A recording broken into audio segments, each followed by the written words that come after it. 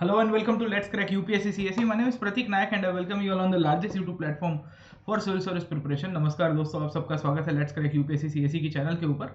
और हम लोग फिर से डिस्कस कर रहे थे एनसीईआरटी के टॉपिक्स को, but as always before proceeding further I like to introduce my self for the new students. I been teaching history for the last 7 years and mainly history, art and culture, governance और थोड़े बहुत in fact जो history के culture के centric अलग अलग perspectives है वो पढ़ाने के लिए मेरा अनुभव है और मैं इसके लिए ही जाना जाता हूँ। खैर, हम लोग एनसीईआरटी के टॉपिक्स को डिस्कस कर रहे थे। पिछले क्लास के अंदर मैंने आपको स्टैंडर्ड 10th के एनसीईआरटी के बारे में बताया था, और स्टैंडर्ड 10th के एनसीईआरटी के हम लोग जब डिस्कशन कर रहे थे तो मैंने आपको बताया था कि इंडिया में नेशनलिज्म की शुरुआत कैसे हुई। हम लोग इनफैक्ट एक टॉपिक को पढ़ रहे थे जिसे हम लोग कहते हैं इंडियन नेशनल मूवमेंट। और ये जो इंडियन नेशनल मूवमेंट है, इसी को भी मैंने आपको पिछले क्लास के अंदर समझाने की कोशिश की थी कि भारत के अंदर जो आज़ादी का आंदोलन होता है वो कैसे चलता है, उसके अंदर किस किस प्रकार के अलग अलग ओपिनियन उभर के आए and over a period of time उसके अंदर क्या क्या चेंजेस होते हैं। खैर, मैं आपको एनसीईआरटी तो यहाँ पे पढ़ाऊंगा ही, उसके अलावा मैं आपको सजेस्ट करूंगा कि आप हमारे साथ अनअकैडमी प्लस के ऊपर आइए। अनअकैडमी प्लस इंडिया का लार्जेस्ट लर्निंग प्लेटफॉर्म है, जहाँ इंडिया के टॉप मोस्ट एजुकेटर यहाँ पढ़ाते हैं, जहाँ live classes, structured courses, unlimited axes और लाइव टेस्ट और क्विज, ये सब कुछ यहाँ पे कवर कराया जा सकता है। तो all things are covered on the Unacademy plus platform and you will be able to cover all this topics. आपको यहाँ पे ही इनफैक्ट कवर करा दिया जाएगा। मेरे बहुत सारे सब्सक्रिप्शन कोर्सेज यहाँ चलते हैं, जहाँ once after taking subscription you will be able to attend. जैसे मेरा मॉडर्न हिस्ट्री का चल रहा है, यही मेरा आर्ट एंड कल्चर का भी एक नया कोर्स चल रहा है, आप इसको भी अटेंड कर सकते हो। You can attend this courses as well. इसके साथ साथ आप अनअकैडमी के ऊपर हमारे स्पेशल क्लासेस भी अटेंड कर सकते हो। ये स्पेशल क्लासेस फ्री क्लासेस होता है और इसके अंदर भी हम लोग ने बहुत सारे टॉपिक्स पढ़ाए हुए हैं। जैसे अगर आप देखोगे तो अभी मैंने जो स्पेशल क्लास के अंदर पढ़ाया है उसमें मैंने आपको पोस्ट इंडिपेंडेंस इंडिया के ऊपर बहुत रेलेवेंट टॉपिक्स को कवर कराने की कोशिश की है। तो मैं सजेस्ट करूंगा कि आप आइए हमारे साथ, ये सब क्लासेस के अंदर ज्वाइन करिए। और अगर आपने एप्लीकेशन डाउनलोड नहीं किया है तो please use this referral code. आपको ये डिस्काउंट कोड यूज़ करना है या अनलॉक कोड को यूज़ करना है। कहीं पे भी आप जब भी अनअकैडमी का एप्लीकेशन डाउनलोड करोगे या देखोगे, ये अनलॉक कोड को हमेशा यूज़ करेगा। ये पीएन लाइव में अनलॉक कोड, आपको इससे इनफैक्ट है ना एप्लीकेशन भी खुलेगी और भविष्य में सब्सक्रिप्शन लेना तो 10% डिस्काउंट भी मिलेगा। खैर, सब्सक्रिप्शन लेने के लिए आपको बहुत सारे फायदे मिलेंगे। इंडिया के टॉप मोस्ट एजुकेटर्स के आपको यहाँ पे सेशंस मिल जाएंगे, अनलिमिटेड टाइम आप एक्सेस कर पाते हो, लाइव कोर्सेज भी आप देख पाओगे। इसके साथ साथ सब्सक्रिप्शन आपको दो तरह से मिलेगा, एक प्ले स्टोर से या ऐप स्टोर से आप डाउनलोड कीजिए। और जब सब्सक्रिप्शन लोगे तो आपको दो प्रकार के ऑप्शन दिए जाएंगे, एक प्लस सब्सक्रिप्शन है, दूसरा आइकॉनिक सब्सक्रिप्शन है। आइकॉनिक सब्सक्रिप्शन का फायदा यही होता है दोस्तों कि आप ये सब्सक्रिप्शन के द्वारा via this subscription you will be able to get personalise mentor. आपको यहाँ पे पर्सनल कोच की फैसिलिटी दी जाएगी अनअकैडमी के द्वारा, जो आपको answer writing day to day जो तैयारी कैसे करनी है, किस हिसाब से करनी है, उसमें मदद करेंगे। इसके साथ साथ अनअकैडमी के ऊपर जो आप प्लस कोर्स भी लोगे, जो नॉर्मल फीस है कोर्स है, वो उसमें भी आपको कोई प्रॉब्लम नहीं होगा। You will be able to attend all the classes और वहाँ पे भी आप एजुकेटर को डाउट तो पूछ ही पाओगे। खैर, खाली आइकॉनिक में आपको एक पर्सनल कोच मिल जाता है। सब्सक्रिप्शन लेते समय 10% डिस्काउंट कोड आप यूज़ करिएगा पीएन लाइव के लिए। दूसरे इंपॉर्टेंट पॉइंट, अनअकैडमी के ऊपर बहुत सारे ऑप्शनल भी अवेलेबल है। मैं आपको सजेस्ट करूंगा कि जीएस और ऑप्शनल का कॉम्प्रिहेंसिव पैकेज ले सकते हो। एक साल का करीबन 70,000 फीस है इंक्लूडिंग ऑप्शनल, और यहाँ पे भी अगर आपने डिस्काउंट कोड यूज़ किया पीएन लाइव तो आपको अराउंड 63,000 के अंदर कवर हो जाएगा।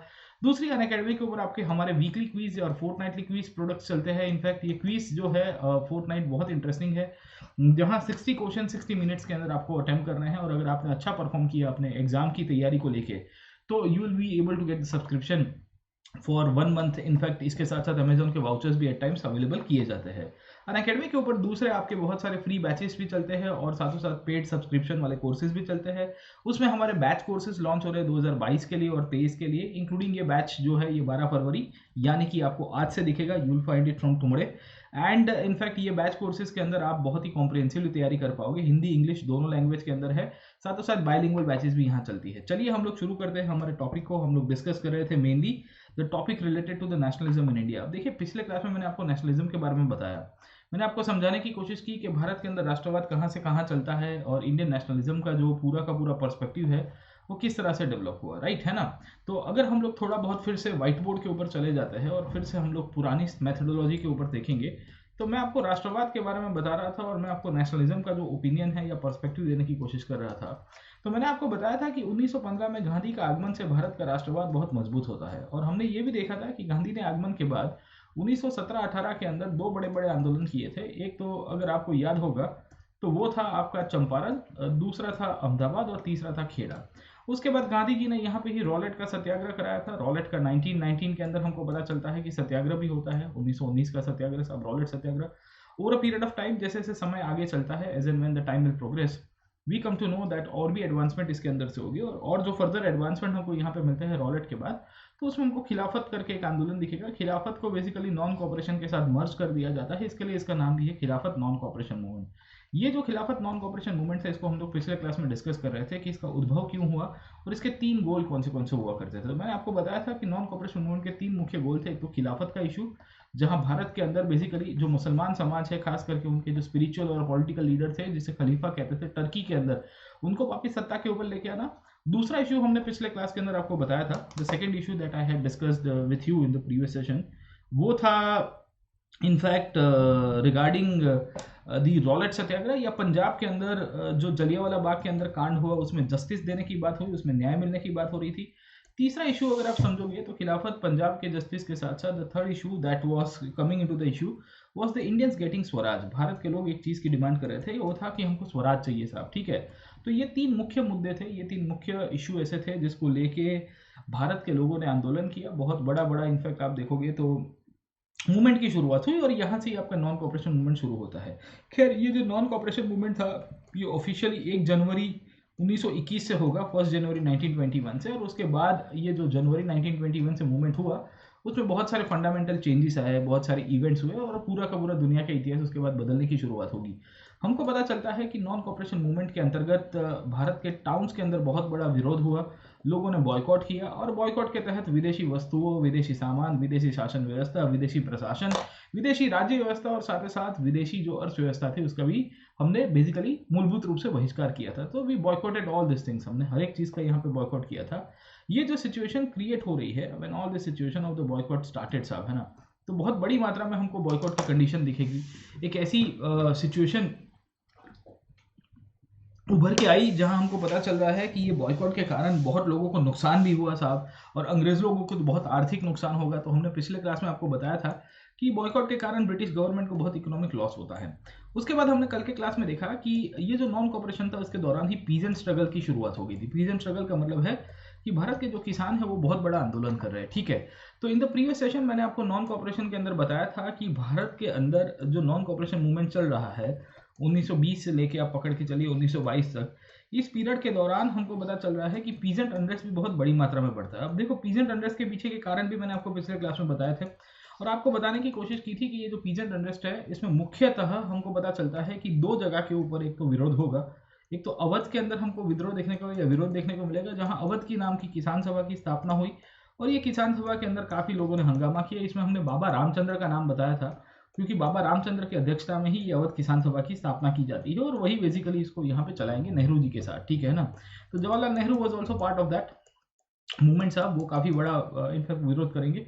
दूसरा हम लोग समझने की कोशिश करेंगे the second issue that time जो हमको उस टाइम पे दिख रहा है अवध के साथ साथ, the second issue was regarding the whole point, और जो उस टाइम पे सेकेंड इशू अवध किसान सभा के साथ था वो था आपका रंपा रेबेलियन, है ना। तो इन द प्रीवियस सेशन मैंने आपको रंपा रेबेलियन के बारे में बताया था, हमने पिछले सेशन के अंदर आपको रंपा रेबेलियन के बारे में बताया था और आपको बताने की कोशिश की थी कि ये जो रंपा रेबेलियन है ये रंपा रेबेलियन कैसे होता है, रंपा रेबेलियन के अंदर क्या क्या इश्यूज हुए, और मैंने आपको अल्लूरी सीताराम राजू के बारे में बताया था साहब, है ना।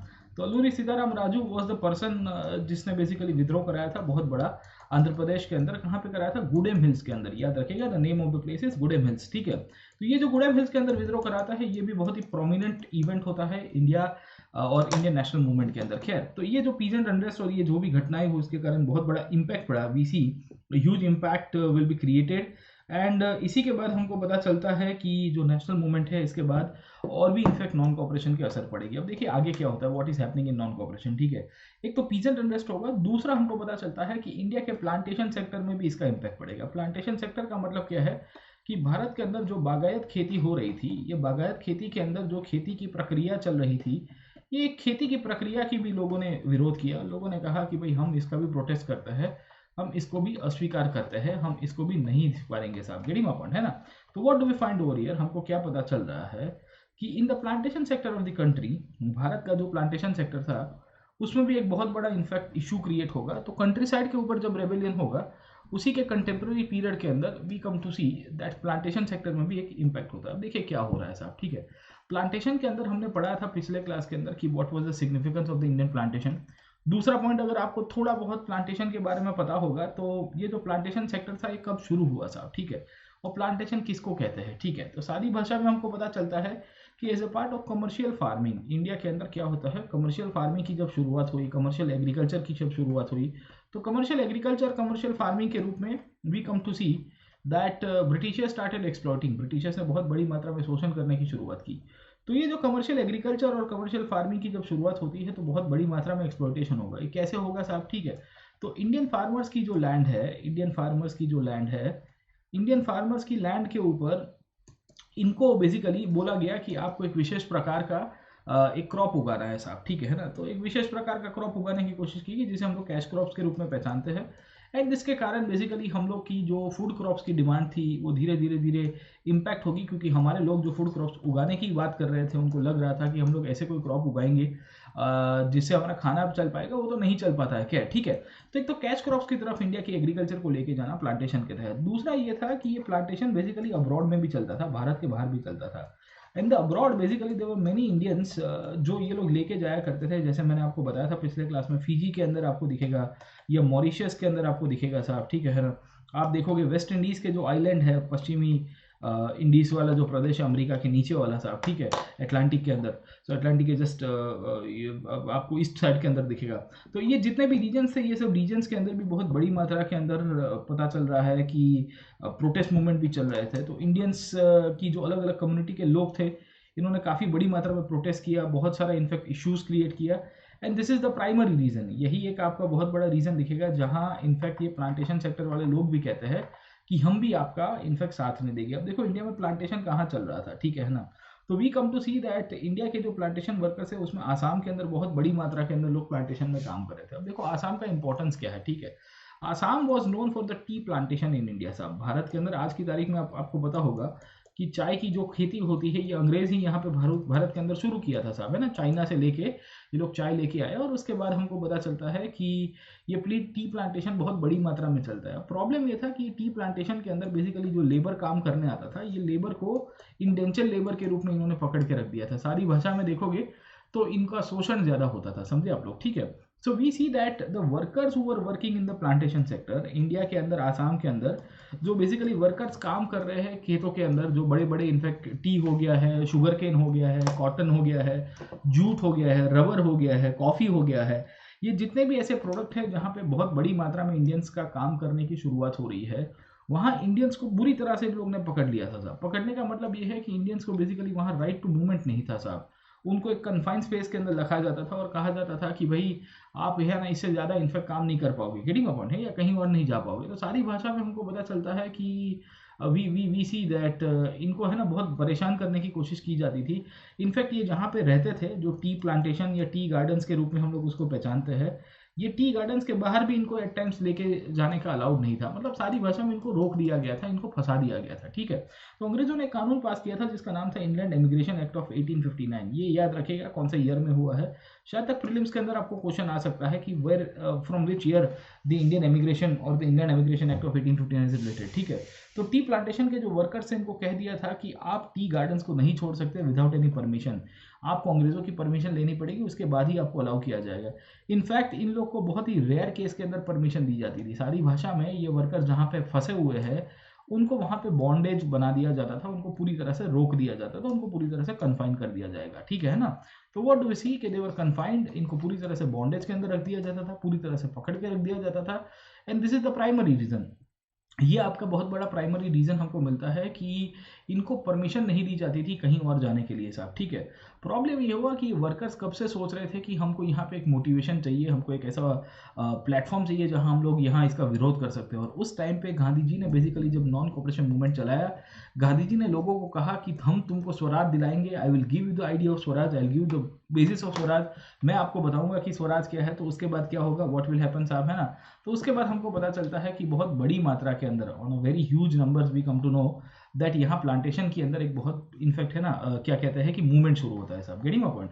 सो we see when the non cooperation movement started, जब नॉन कोऑपरेशन मूवमेंट शुरुआत हुआ, thousands of workers defied the authorities, left the plantation and headed home, ठीक है ना। तो बहुत सारे वर्कर्स थे जो उस टाइम के अंदर बेसिकली आप देखोगे तो अथॉरिटी को डिफाई करते हैं, प्लांटेशन को छोड़ देते हैं और अपने घर पे चले जाएंगे साहब, है ना। तो इससे ही हमको पता चलता है कि we come to know that ये जो आपके प्लांटेशन वाले जो मजदूर लोग थे, इनने बहुत बड़ा विरोध किया था साहब। उन्होंने कह दिया कि आप हमको रोक के नहीं रख सकते, हम आज़ाद है, हम स्वतंत्र है साहब। तो ये चीज़ बहुत सारी मैटर करती है, आज़ादी और स्वतंत्रता इंसान के लिए कितनी ज़रूरी होती है। इनफैक्ट इनको लग रहा था कि अगर भारत को स्वराज मिल गया, गांधी जी का राज आएगा और सबने अपने गाँव के अंदर फिर से ज़मीनें मिल जाएगी, every person will be given the land, so that इनको ये टी गार्डन में काम करने की आवश्यकता नहीं होगी। खैर, होता है इससे उल्टा। इनफैक्ट ये लोग जब आसाम से निकले थे, अब आसाम से निकलने के बाद बेसिकली ये लोग जब घर पे जाने की बात कर रहे थे, तो ये कभी भी अपने घर नहीं पहुंच पाते। अब ये क्यों अपने घर पे नहीं पहुंच पाए? तो कारण यह था कि रेलवे और स्टीमर की स्ट्राइक हो गई थी। इनफैक्ट मैंने आपको बताया था कि नॉन कॉपरेशन मूवमेंट के अंदर एक बहुत बड़ा इम्पैक्ट ये होता है कि पूरे भारत में हड़ताल हो रही है। पूरे हड़ताल और बॉयकॉट के अंदर बेसिकली भारत के अलग अलग रीजन्स में, अलग अलग डिस्ट्रिक्ट्स में, अलग अलग जो एरियाज थे, वहाँ लोगों ने अलग अलग प्रकार के प्रोटेस्ट किए थे। और प्रोटेस्ट के तहत डिसाइड किया गया था कि भाई हम लोग है ना, मेनली कुछ भी चीज़ों को बहिष्कार कर देंगे साहब, ठीक है। तो होता ये है कि ये जो मजदूर लोग हैं, ये अपने घर पे नहीं जा पाते, दे कुड नॉट गो। और फिर पुलिस के चक्कर में आ गए, और पुलिस के चक्कर में आने के बाद ओवर अ पीरियड ऑफ इनकी पिटाई भी होती है साहब, ठीक है ना। सो बेसिकली इन लोग को काफ़ी सारी बड़ी मात्रा के अंदर मारा गया। And this is one of the reasons we come to know that ये जो पूरी की पूरी इनफैक्ट इंसिडेंट है, इसमें ये स्वराज के प्लांटेशन का इशू भी एक बहुत सारा प्रोमिनेंट के ऊपर आएगा कि भाई देखो, प्लांटेशन के अंदर काम करने वाले मजदूर से उनको बहुत सारा इश्यू हुआ साहब, है ना। तो एक साइड के ऊपर ये स्वराज का जो आइडिया इनके लिए था, वो कुछ अलग ही पॉइंट इसके अंदर से दिखेगा। अब प्रश्न ये था कि इनफैक्ट ये स्वराज किसे कहते हैं, स्वराज का विजन किस तरह से जोड़ा गया है, और स्वराज को लेके गांधी जी का क्या मानना था साहब, ठीक है। अब प्रॉब्लम ये हो रहा था कि इंडिया में कोई भी आंदोलन हो रहा है, उस टाइम पे कांग्रेस ने कोई भी विजन नहीं दिया था। Congress did not give any kind of vision साहब, ठीक है। और इसके लिए कॉमन मैन को लग रहा था कि स्वराज जो है, हम जो मानेंगे उसी को स्वराज कहना जाएगा। अगर कांग्रेस ने कह दिया होता कि स्वराज की व्याख्या 1, 2 और 3 होती है, तो कॉमन मैन के लिए ज़्यादा ठीक रहेगा। कॉमन मैन बेसिकली इसको ज़्यादा अंडरस्टैंड कर पाएगा। और कॉमन मैन की अब जब हम लोग बात करेंगे, तो common man will be more I would say link to it as well, ठीक है। तो उसको ज़्यादा मोटिवेशन भी दिखेगा साहब, है ना। तो होता है उससे उल्टा, वी सी दैट बहुत ही उल्टी ही चीज़ें इसके अंदर से हमको दिखेगी। इनफैक्ट कॉमन मैन को ये लग रहा था कि स्वराज के आने के बाद हम लोग को, है ना, सब आज़ादी मिल जाएगी। स्वराज के बाद हमारे जितने भी दुख है, हमारे जितने ट्रबल्स है, वो सब के सब खत्म हो जाएंगे। And this is one of the reasons कि जब लोग ने अपने अलग अलग प्रकार के स्वराज के नारे दिए, तो कुछ कुछ लोगों को स्वराज का मतलब स्वतंत्र भारत भी दिख रहा था। कुछ कुछ लोग बेसिकली ऐसा सोच रहे थे कि पूरे भारत के अंदर आंदोलन हो रहा है। और घुमा फिरा के अगर आप देखोगे, तो ये लोग गांधी जी के साथ अपना आंदोलन को लिंकअप करने की कोशिश करते थे, क्योंकि इनको ऐसा हो रहा था कि हम लोग गांधी जी के साथ लिंकअप करेंगे तो ये मूवमेंट जो है पूरे नेशनल मूवमेंट के अंदर कन्वर्ट हो जाएगा। तो जहाँ पे भी आप भारत में देखोगे नॉन कॉपरेशन मूवमेंट के दौरान, नॉन कॉपरेशन मूवमेंट पूरे भारत में इनफैक्ट गांधी जी के नाम के ऊपर और स्वराज के विचार के ऊपर बहुत पॉपुलर हुआ। अब देखो, ये मूवमेंट इतना पॉपुलर हो रहा था, इतना पॉपुलर हो रहा था, इतना बढ़िया तरह से चल रहा था कि बात मत करिए साहब, है ना। जो मूवमेंट सबसे पहले सितंबर 1920 में फॉर्मलाइज किया गया था, उसके बाद आप देखोगे दिसंबर 1920 में अप्रूव हुआ था, जनवरी 1921 तक बहुत ही तेज़ी से चलना शुरू होता है। यही मूवमेंट फरवरी 1922 तक आते आते स्टॉप हो जाएगा, ठीक है। तो होता यह है कि आपका जो नॉन कॉपरेशन मूवमेंट है, the non cooperation movement that was going on at that time, बहुत बढ़िया तरह से चल रहा था। ये नॉन कॉपरेशन मूवमेंट के अंदर कुछ कुछ कमियां आ गई। होता यह है कि 1922 तक आते आते वीसी की एक घटना ऐसी बनती है, एक ऐसा इंसिडेंट बना हिस्ट्री के अंदर। ये इंसिडेंट के कारण एक बहुत बड़ा इम्पैक्ट क्रिएट होता है, और ये जो इम्पैक्ट था उसे कोई हम लोग चौरी चौरा का इम्पैक्ट कहते हैं। You might be aware about Chauri Chaura साहब, है ना। अगर आपको पता होगा चौरी चौरा के बारे में, तो चौरी चौरा बेसिकली एक गांव है यहाँ यूपी के अंदर, आपको दिखेगा गोरखपुर डिस्ट्रिक्ट के अंदर।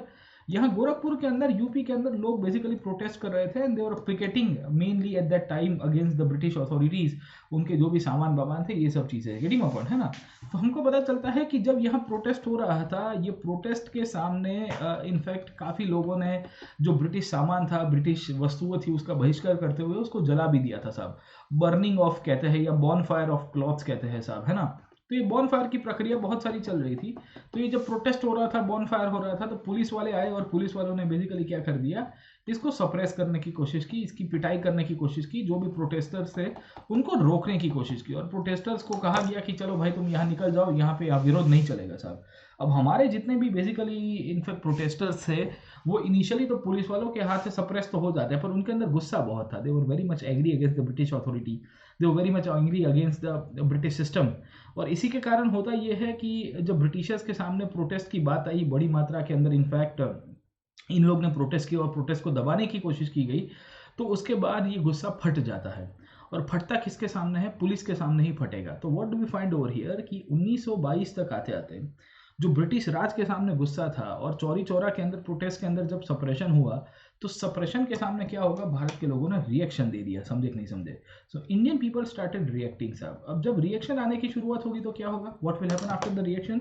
रिएक्शन बहुत ही लाजमी चीज़ थी। इनफैक्ट भारत के लोगों को अंग्रेजी राज से बहुत सारा गुस्सा था, और जब ये रिएक्शन बहुत बड़ी मात्रा में फटता है, when the big impact of the reaction will take place, it will lead to a condition where whole police station, in fact वहाँ पे एक पुलिस स्टेशन था, ये पुलिस स्टेशन को जला दिया जाता है। तो व्हाट डू वी फाइंड कि चौरी चौरा के अंदर जब ये घटना हुई, तो उसके बाद पूरे के पूरे पुलिस स्टेशन को जला दिया गया और पुलिस स्टेशन को बेसिकली बर्न किया गया। The burning of the police station took place. उसके बाद तो फिर पुलिस और ब्रिटिश अथॉरिटीज़ जो थे, उन लोग को फ्री हैंड मिल गया। उनको समझ में आया कि भाई देखो, भारत के लोगों ने इतना बड़ा विरोध किया और ये विरोध की गुस्ताखी तो देखिए, हमारा पूरा का पूरा पुलिस स्टेशन जला रहे हैं। तो ब्रिटिशर्स ने डिसाइड किया कि इसकी सज़ा मिलेगी, बराबर मिलेगी। और कैसे मिलेगी साहब सज़ा? कि इन सबको ख़त्म कर दिया जाएगा। तो गोरखपुर के अंदर बहुत बड़ी हिंसा होती है। चौरी चौरा की जब ये घटना बनी, उसके बाद एक बहुत बड़ी हिंसा होगी। इनफैक्ट एक शांतिप्रिय प्रोटेस्टेंट से किस तरह से बेसिकली आगजनी की घटना, और आगजनी की घटना के बाद और सप्रेशन, और उसके बाद पुलिस स्टेशन को जलाना, ये सब घटनाओं के कारण गांधी जी को लग रहा था कि यहाँ पुलिस सप्रेशन अब बहुत बढ़ गया है। लोग अभी तक नॉन वायलेंस का मतलब नहीं समझ पाए हैं। यहाँ पुलिस सप्रेशन तो बढ़ गया है, but people have not understood the meaning of non violence. People actually do not know what is non violence. People actually do not have any idea कि नॉन वायलेंस किसे कहते हैं, किस हिसाब से इनफैक्ट नॉन वायलेंस चलता है। तो इसी के कारण, because of all this cases, we see कि इशू क्रिएट होगा, एक बहुत बड़ा प्रॉब्लम क्रिएट होगा। And over a period of time Gandhi ji ये मूवमेंट को स्टॉप कर देंगे। गांधी कहते हैं कि यार, यहाँ पे इनफैक्ट आपने अहिंसक तरह से जो प्रोटेस्ट करना चाहिए वो प्रोटेस्ट नहीं हो पाया है। पुलिस वालों ने भी सप्रेशन किया है, पुलिस वाले बहुत लोगों को मार रहे हैं। और पुलिस वाले क्यों मार रहे हैं? क्योंकि पहले पुलिस स्टेशन जला था।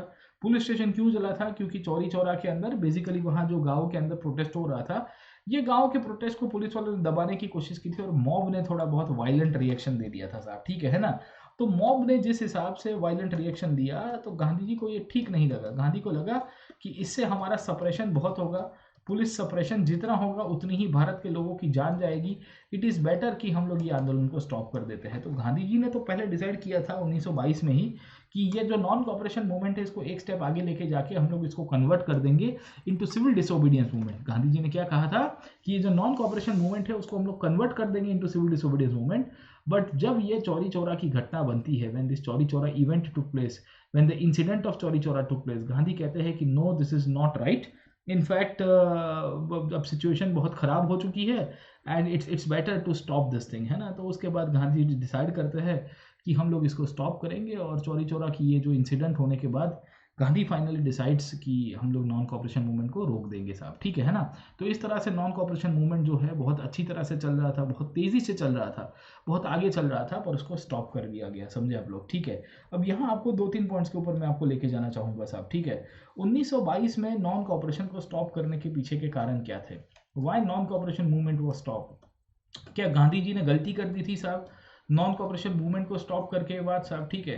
क्योंकि एक चौरी चौरा की घटना के बाद इनफैक्ट आप कोई आंदोलन को स्टॉप करते हो कितनी हद तक उचित है? How far it is justified if you can stop a movement because of a small incident where certain police station was burn down साहब, है ना। तो कहीं पे एक पुलिस स्टेशन को जलाया गया था और उसके बाद आप नॉन कॉपरेशन मूवमेंट को स्टॉप करोगे, कितनी हद तक उचित है साहब? ठीक है।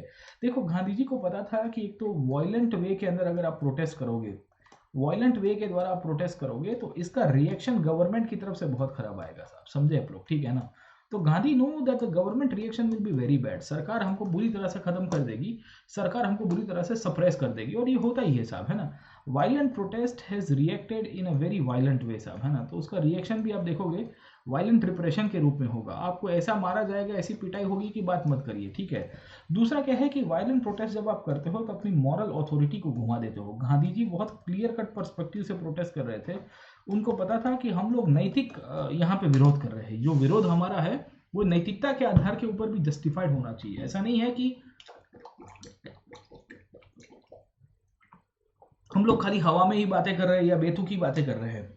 अवर protest movement is also based on the moral perspective as well, है ना। तो ये जो मॉरल पर्सपेक्टिव है ये भी बहुत मैटर करता है, this also matters the most साहब, है ना।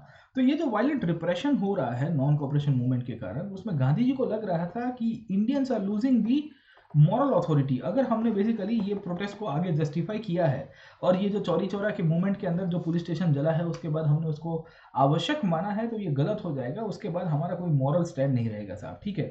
दूसरा पॉइंट ये भी है नॉन कॉपरेशन मूवमेंट को स्टॉप करने के पीछे, उसमें हमको ये भी पता चलता है कि जो ओवरऑल एनर्जी थी लोगों की वो भी डाउन जा रही है साहब। ओवरऑल एनर्जी डाउन जाने का मतलब ये है कि पहले दिन अगर आप देखोगे तो बहुत ही मास पार्टिसिपेशन हमको दिखेगा पहले साल के अंदर साहब, है ना। पर ये स्वाभाविक चीज़ें हैं कि आप जब कोई भी मूवमेंट चलाते हो, when ever you run any movement साहब, तो मूवमेंट के अंदर हमको यही चीज़ दिखेगी कि जब हम लोग एनर्जी के साथ कंपेयर करेंगे तो मूवमेंट यूं ही चलता है, इट गोज डाउन साहब, है ना, over a period of time. ये धीरे धीरे धीरे धीरे धीरे लोगों के अंदर फुल एनर्जी लाएगा, अपने पीक के ऊपर जाएगी एनर्जी, और उसके बाद आप देखोगे तो over a period of time gradually down हो जाएगी। तो नॉन कॉपरेशन मूवमेंट के अंदर भी दोस्तों यही दिखेगा कि ओवरऑल एनर्जी जो है, जहां मास पार्टिसिपेशन की बात हो रही है, वो भी ग्रेजुअली कम हो रही है, तो it is also gradually declining साहब, है ना। तो ये जो ग्रेजुअली डिक्लाइन का जो सहारा है, ये भी बहुत चीज़ें मैटर करती है, this thing also matters the most, है ना।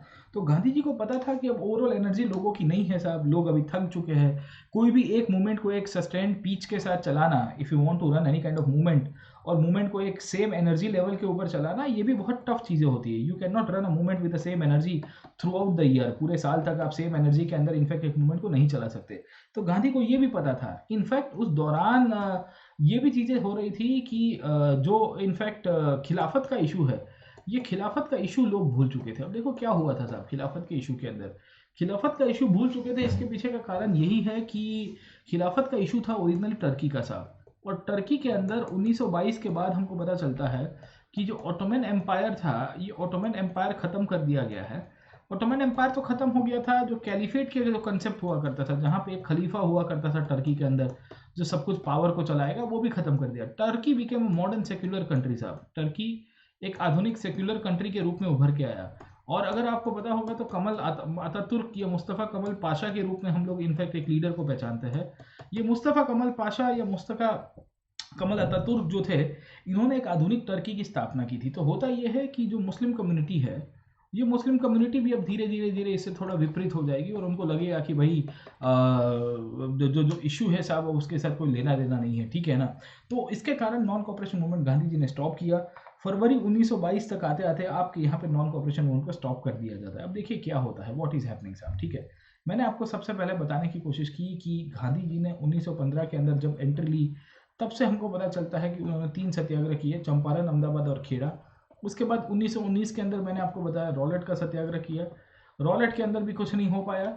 उसके बाद आप देखिए 1920 से लेके 1922 तक का जो पीरियड था, उसमें खिलाफत का इशू, खिलाफत के साथ साथ जलियांवाला बाग पंजाब के अंदर जो न्याय मिलने वाला इशू, और तीसरा मैंने आपको बताया द थर्ड थिंग, वो था आपका स्वराज का इशू।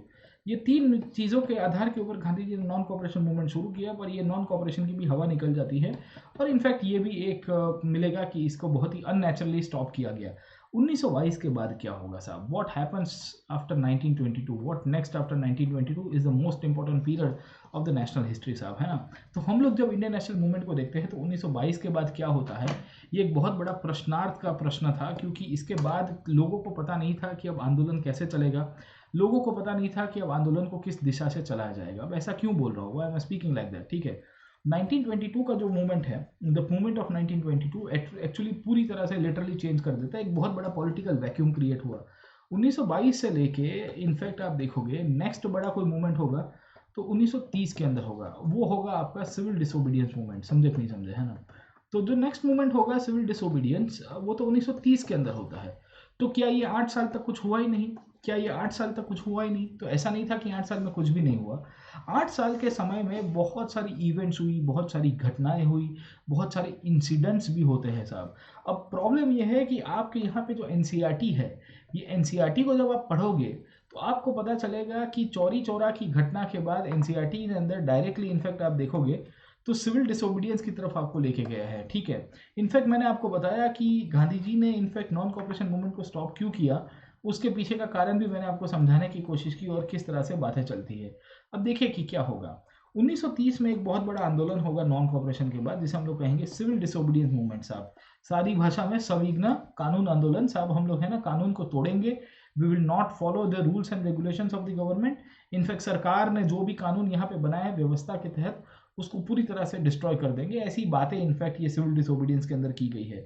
अब ऐसा क्यों बोला गया है, why the civil disobedience basically is talking about this, है ना। तो what do we find over here, हमको पता चलता है कि ये जो सिविल डिसोबीडियंस मूवमेंट जो था,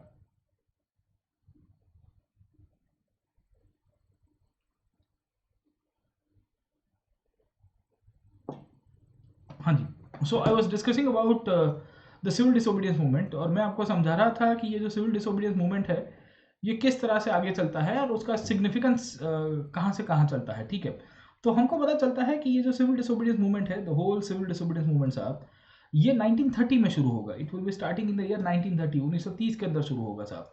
अब सिविल डिसोबीडियंस के अंदर क्या क्या चीज़ें इंक्लूड की जाती है उसको भी देखेंगे। दूसरा पॉइंट हमको ये भी देखना है कि 1922 से लेके 1930 के बीच में क्या हुआ था, what happened in between the period of 1922 to 1930। 1922 से 1930 के समय के अंदर क्या क्या घटनाएं होती है, क्या क्या इंसिडेंट्स होते हैं, क्या क्या इवेंट्स होते हैं, उसको भी हम लोग समझने की कोशिश करेंगे। Let us go to that point और उसको समझने की कोशिश करते हैं कि in between this period, in between this space क्या क्या चीज़ें यहाँ पे हो जाती है। अब देखिए 1922 से 1930 का जो पीरियड है ना, ये पीरियड बहुत बड़ा पॉलिटिकल वैक्यूम का पीरियड है। वैक्यूम का पीरियड इसके लिए कहता हूँ क्योंकि भारत की राज्य व्यवस्था के अंदर और भारत के आज़ादी के आंदोलन के अंदर अब दिशा क्या होगी, दशा क्या होगी, बहुत ही कम लोगों को इसके बारे में पता था। अब होता क्या है आप समझने की कोशिश करिए। 1922 की यहाँ शुरुआत होगी, 1930 यहाँ पे आ रहा है साहब, ठीक है। यहाँ पे मैंने आपको बताया कि नॉन कॉपरेशन मूवमेंट को स्टॉप कर दिया गया। नॉन कॉपरेशन मूवमेंट को स्टॉप करने के बाद बेसिकली होता यह है कि कांग्रेस के अंदर एक पार्टी उभर के आएगी साहब, है ना। कांग्रेस के अंदर एक बहुत बड़ी चर्चा चली, कांग्रेस के अंदर एक बहुत बड़ी विचारधारा चली। कांग्रेस के अंदर एक पक्ष ऐसा था जिसका मानना था कि अगर हमने नॉन कॉपरेशन मूवमेंट स्टॉप किया है पर कोई बात नहीं, but we should continue with the boycott. Bharat के अंदर हमने जो बॉयकॉट बहिष्कार का जो आधार बनाया है, जहां हम लोग इलेक्शंस को बॉयकॉट कर रहे हैं, ब्रिटिश पॉलिटिकल गुड्स को बॉयकॉट कर रहे हैं, ब्रिटिश इकोनॉमी को बॉयकॉट कर रहे हैं, तो वो चलना ही चाहिए साहब, ठीक है। दूसरे लोग ये कह रहे थे कि 1922-23 के अंदर, खास करके 1923 के अंदर भारत में चुनाव होने वाले थे और ये जो इलेक्शंस थे ये बहुत ज़रूरी थे क्योंकि कांग्रेस ने इसके पहले 1920 के जब चुनाव हुए थे उसमें बहिष्कार किया था, क्योंकि जब नॉन कॉपरेशन मूवमेंट इंडिया ने चालू ही हुआ था साहब, ठीक है ना। तो होता यह है कि 1923 तक आते आते 1922-23 का जो पीरियड है, इस पीरियड के अंदर कांग्रेस के अंदर काफ़ी सारी चर्चा हुई। चर्चा के अंतर्गत हमको पता चलता है कि एक ग्रुप जो था कांग्रेस के अंदर जो ये कह रहा है कि we should continue with the boycott, हम लोग को जो भी बॉयकॉट है वो चलना चाहिए साहब, ठीक है ना। दूसरे लोग थे जो कह रहे थे कि no we should end the boycott. And the boycott का मतलब ये है कि हम लोग जो विदेशी चीज़ों का बहिष्कार कर रहे हैं उसमें हमने जो पॉलिटिकल बॉयकॉट किया है, और पॉलिटिकल बॉयकॉट के अंतर्गत जो इलेक्शंस में पार्टिसिपेट करने की बात की गई है, ये इलेक्शंस में हमको पार्टिसिपेट करना चाहिए। और यहाँ पे जो 1923 की इलेक्शन है उसके अंदर हमको पार्टिसिपेट करना ही चाहिए साहब, ठीक है ना। तो होता ये है 1922 के अंदर जब ये घटनाएं हुई तो कांग्रेस के अंदर बेसिकली जो एनुअल सेशन होगा वो गया के अंदर होता है। 1922 के अंदर अगर आपको पता होगा तो गया नाम की जगह के अंदर कांग्रेस का एक ऐतिहासिक सेशन हुआ था। ये सेशन के अंदर कांग्रेस के दो गुट, दो समूह एक दूसरे के सामने आए साहब, ठीक है। एक को कहा जाता है प्रो चेंजर्स। प्रो चेंजर्स इसके लिए क्योंकि ये वो लोग थे जो लोग चाहते थे कि बेसिकली कांग्रेस अपना जो ऑफिशियल ओपिनियन है वो बदले, इलेक्शंस का जो बहिष्कार की बात की गई थी वो इलेक्शंस के बहिष्कार को रद्द करे और यहाँ चुनावी प्रक्रिया के अंदर भाग लेना चाहिए। दूसरे लोग ऐसे थे, the second group was like that, जो कह रहा था कि कांग्रेस को कोई भी प्रकार के बहिष्कार को ख़त्म नहीं करना चाहिए और जो भी बॉयकॉट हमने चालू रखा है, जो पहले से हम लोग करते आ रहे थे, उन सबको करना चाहिए। ये समय ऐसा था जब कांग्रेस के अंदर गांधी जी जेल के अंदर बैठे हुए थे और Gandhi was not there to command the leadership of Congress. Gandhi because jail के अंदर थे तो कांग्रेस के अंदर अब चर्चा क्या होगी, विचारणा क्या होगी, किस किस प्रकार के डिसीजन लिए जाएंगे, किस प्रकार के डिसीजन नहीं लिए जाएंगे, उसको लेके काफ़ी सारे ओपिनियन चले, उसको लेके काफ़ी सारे इनफैक्ट लोगों को पता चलता है कि पर्सपेक्टिव्स भी बनाए जाते हैं ना। दिस बिकेम द बेसिस, ये एक ऐसा बेसिस बनता है जिसके कारण we come to know that अब इश्यूज क्रिएट होंगे। अब देखो होता क्या है साहब, ठीक है। तो ये जो प्रो चेंजर्स वाले लोग थे इनमें आपको CR दास जैसे लोग दिखेंगे, इसमें आपको मोतीलाल नेहरू जैसे लोग दिखेंगे, आपको हाकिम अजमल खान जैसे लोग दिखेंगे। नो चेंजर्स के अंदर आपको वल्लभ भाई पटेल दिख जाएंगे, सी राजगोपालचारी दिख जाएंगे, राजेंद्र प्रसाद जैसे लोग दिख जाएंगे, जिनका मानना था कि भाई हमको है ना बॉयकॉट कंटिन्यू रखना चाहिए। अब ये सब के सब गया कांग्रेस के अंदर मिलते हैं। All this people came together in the गया कांग्रेस। और ये सब के सब जब गया कांग्रेस के अंदर इकट्ठे हुए, when they came together and they started discussing, तो ये जो प्रो चेंजर्स थे इन्होंने अपना प्रपोजल दिया और इन्होंने कहा कि हमको चुनाव में प्रक्रिया के रूप में भागीदार होना चाहिए। We should take part in the election process, और हम लोग इलेक्शन प्रोसेस में भागीदार लेंगे तो ज़्यादा ठीक रहेगा। हम लोग हमारे उस टाइम पे जो लेजिस्लेटिव असेंबली के जो मेंबर्स थे उसमें कांग्रेस की प्रत्याशी के रूप में किसी को भेज सकते हैं साहब, ठीक है। तो इन्होंने जब प्रपोजल भेजा, when the proposal was being discussed in the गया कांग्रेस, तो ये प्रपोजल को रिजेक्ट करवा दिया गया। तो होता ये है कि जब ये प्रपोजल को रिजेक्ट किया गया काउंसिल एंट्री प्रोग्राम का, इसको क्या कहते हैं, काउंसिल एंट्री प्रोग्राम का, परिषद के अंदर भागीदार लेने का जो प्रोग्राम था, ये प्रोग्राम को जब बेसिकली रद्द किया गया, ये प्रोग्राम को पूरी तरह से इनफेक्ट स्टॉप करने की बात की गई, तो उसके कारण ये जो प्रो चेंजर्स ग्रुप के लीडर थे, CR दास, मोतीलाल नेहरू लोग, इन लोग ने कहा कि हम लोग रिजाइन करते हैं, हम लोग कांग्रेस के अंदर से एक नए पक्ष की स्थापना करेंगे जिसका नाम था स्वराज पार्टी, या इसी को ही बेसिकली दूसरे नाम से भी पहचानते हैं, कांग्रेस खिलाफत स्वराज पार्टी। समझे कि नहीं समझे, है ना। This is being known in the second name called as the Congress Khilafat Swaraj party. समझे आप लोग, ठीक है। तो होता क्या है, व्हाट इज हैपनिंग साहब, है ना। हमको पता चल रहा है कि 1922 के बाद बाय 1922 गांधी जी ने जब नॉन कॉपरेशन मूवमेंट को स्टॉप किया तो उसके कारण काफ़ी सारा हंगामा हुआ। इनफैक्ट गांधी जी ने बहुत क्लियर कट इनफैक्ट ओपिनियन लोगों को समझाने की कोशिश की कि ये जो मूवमेंट है ये बहुत जगह हिंसक हो रहा है, सत्याग्रही लोग हैं उनको ट्रेनिंग नहीं दी जा रही है और ये अभी तक मास स्ट्रगल के लिए तैयार नहीं हुए हैं। अगर आप हिंसक मूवमेंट करोगे तो ऑब्वियस है the government will try to stop you down. साहब गेटिंग माय पॉइंट, है ना। In fact there were many people जो उस टाइम पे ओपिनियन दे रहे थे कि भारत के अंदर जो प्रोविंशियल काउंसिल्स के इलेक्शंस होने वाले हैं, ये प्रोविंशियल काउंसिल्स के इलेक्शंस में कांग्रेस को भागीदार होना चाहिए। पर कांग्रेस के अंदर का जो ग्रुप था दूसरा, जिसके हम लोग नो चेंजेस कहते हैं, उन्होंने मना कर दिया।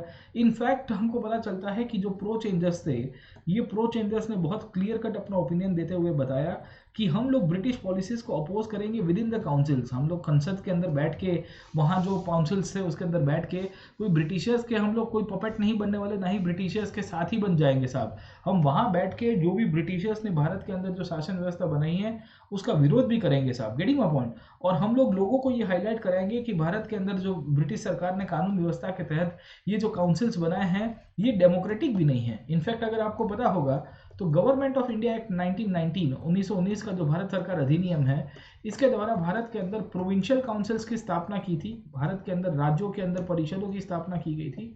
उसके साथ साथ आप देखोगे तो हमको सेंट्रल असेंबली के अंदर भी 2 काउंसिल्स दिख जाएंगे, और इसमें तो आपको 2 हाउसेस दिख जाएंगे साहब, अपर हाउस दिखेगा और दूसरा आपको लोअर हाउस दिखेगा, council of the states and the assembly of people साहब, है ना। तो ये कंडीशंस हमको यहाँ पे दिख रही है। इसी के कारण आपके यहाँ पे जो प्रो चेंजर्स थे, जो कांग्रेस के ही लीडर्स थे, CR दास, मोतीलाल नेहरू जैसे लोग, इन्होंने कहा कि हम लोग स्वराज पार्टी की स्थापना करते हुए इनफैक्ट कांग्रेस को काउंसिल्स के अंदर लेके जाएंगे, और मेनली वहाँ पे जो कांग्रेस की जो खासियतें हैं वो सरकार के सामने रखेंगे। साथों साथ सरकार की जो जो वीकनेसेस है, सरकार किस तरह से भारत के लोगों को अधिकार नहीं दे रही है, सरकार किस तरह से भारत के लोगों का शोषण कर रही है, उसका भी हम लोग इनफैक्ट है ना पब्लिक को इश्यू हाईलाइट करा सकते हैं। और पब्लिक को मेन बताएंगे कि भारत के अंदर जो गवर्नेंस का इन्होंने सेटअप बनाया है, जो पॉलिटिकल सेटअप बनाया है, ये पॉलिटिकल सेटअप नॉन डेमोक्रेटिक है, और ये हमको है ना आंखों में धूल झोंकने का काम कर रही है साहब। सरकार क्या कर रही है, आंखों में धूल झोंकने का काम कर रही है। तो ये कंडीशन इनफैक्ट 1922 के अंदर होती है। पर 1922 में बेसिकली जब मोतीलाल नेहरू, CR दास जैसे लोगों ने स्वराज पार्टी की स्थापना की, तो उसके सामने इनफैक्ट बहुत सारे लीडर्स ऐसे दिखेंगे, जैसे मोतीलाल नेहरू के ही सुपुत्र थे जवाहरलाल नेहरू जी, या इनफैक्ट आपको उस टाइम पे नेताजी सुभाष चंद्र बोस जैसे लीडर्स देखेंगे, जिनका मानना था कि हम लोग नो चेंजर्स के रूप में रहेंगे, हम लोग पब्लिक को मोटिवेट करेंगे और पब्लिक को बताएंगे कि अब भारत का आज़ादी का आंदोलन शुरू हो चुका है, आज नहीं तो कल भारत को स्वराज मिलने वाला है साहब, ठीक है ना। तो ये जो कंडीशन क्रिएट हुई, ये 1920s के तक आते आते काफ़ी सारा इश्यूज क्रिएट होगा, और ये इशू के बाद मेनली आप देखोगे तो इंडियन नेशनल मूवमेंट के अंदर एक नया दौर की शुरुआत होगी, खास करके 1922 से लेके 1925 तक, 1922 से लेके मेनली आप समझने की कोशिश करोगे 1925 तक साहब, है ना। Let me come back to this point कि 1922 से लेके 1925 तक का जो पीरियड है ये पीरियड में आपको काउंसिल एंट्री का बहुत सारा रोल प्ले दिखेगा साहब, गेटिंग माय पॉइंट है ना। तो ये पीरियड था, आपको काउंसिल एंट्री का पीरियड दिखेगा। ये काउंसिल एंट्री के पीरियड की जब हम लोग बात करेंगे तो जो पार्टी बन के आई थी जिसका नाम था स्वराज पार्टी, ये स्वराज पार्टी के दो लीडर्स आपको याद रखने हैं, एक है मोतीलाल नेहरू और दूसरे अब हम लोग देखेंगे तो कौन मिलेंगे हमको, आपको दिखेंगे CR दास, चित्तरंजन दास साहब, ठीक है। और उसके सामने हम लोग जब दूसरे लोग देखते हैं, ये स्वराज पार्टी को प्रो चेंजर्स के रूप में पहचानते हैं।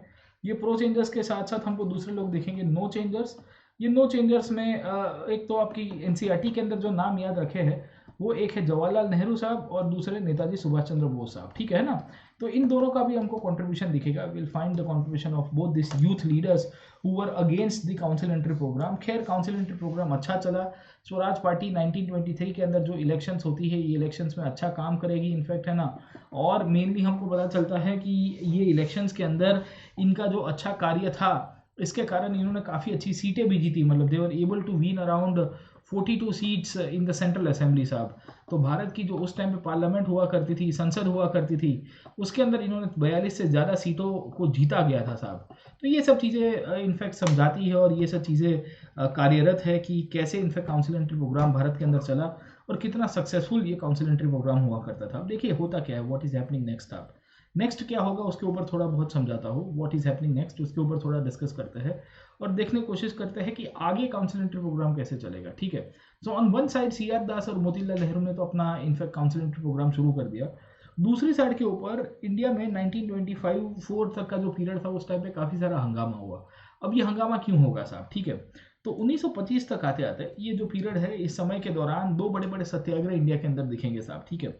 तो एक तो आपको बोरसद सत्याग्रह दिखेगा। बोरसद सत्याग्रह अगर आपको पता होगा तो वल्लभ भाई पटेल ने किया था। और दूसरा आपको नागपुर फ्लैग सत्याग्रह दिखेगा। कौन सा दिखेगा, नागपुर फ्लैग सत्याग्रह। ये भी इनफैक्ट वल्लभ भाई पटेल के द्वारा ही किया गया था। ये दोनों बहुत प्रोमिनेंट सत्याग्रह है जो नेशनल मूवमेंट का बहुत इंटीग्रल पार्ट है। खैर ज़्यादातर किताबों में इसको हाईलाइट नहीं किया गया है, बट एटलीस्ट आपको ये थोड़ा बहुत बेसिस में पता होना चाहिए कि क्या क्या घटनाएं हुई as a part of the national movement. खैर आगे चलते हैं, let us try to see कि अब आगे क्या होगा साहब, ठीक है। तो ये दोनों सत्याग्रह होंगे। उसमें जो बोरसद सत्याग्रह है वो पूरे गांव के ऊपर लागू किया गया था, हेडैया वेरा के रूप में पहचानते हैं। और नागपुर फ्लैग सत्याग्रह जो था, नागपुर फ्लैग सत्याग्रह की सिग्निफिकेंस ये है कि इंडियंस का जो फ्लैग है, जो कांग्रेस ने उस टाइम पे झंडा बनाया था, ये झंडा को उपयोग नहीं करने दे रही थी government. The government was not allowing us to use the flag साहब, है ना। तो उसको लेके भी काफ़ी सारे इश्यूज होंगे। खैर ये सब बातें चलती रहेगी, all this things will continue साहब। 1922-23 का पीरियड आगे चलता है और 24-25 तक का पीरियड आ गया, 1924-25 तक का पीरियड आ गया कि अब क्या होगा, व्हाट विल हैपन नेक्स्ट साहब, है ना।